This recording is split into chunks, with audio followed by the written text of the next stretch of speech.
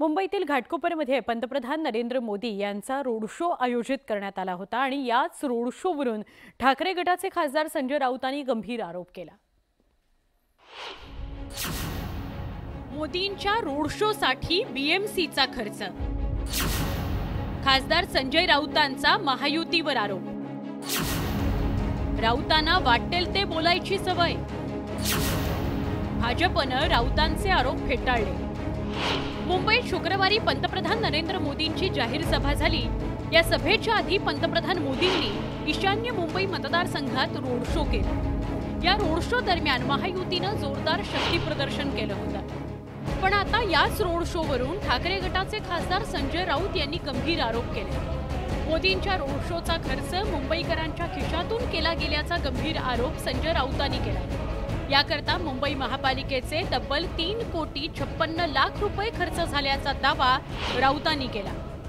3,56,00,000 रुपये मोदींच्या रोड शोला जो खर्च झाला तो मुंबई महानगरपालिकेने केला। मुंबई महानगरपालिकेनं 3,56,00,000 रुपयाचं ओझं वाहिलेलं आहे भारतीय जनता पक्षाच्या या रोड शोचं।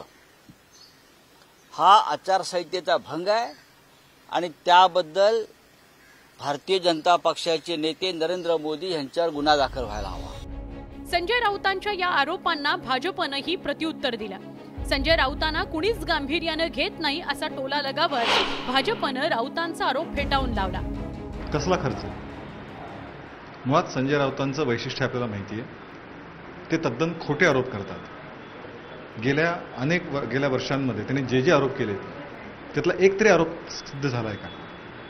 त्यामुळे उचलली जी लावली टाळ्याला या पद्धतीचे संजय राऊतचे आरोप असतात, हे number 1।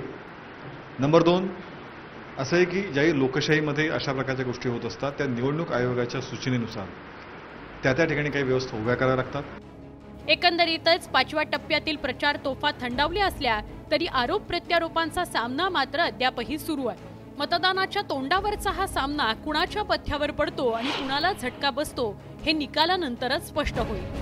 Bureau report, news 18 Lokmat.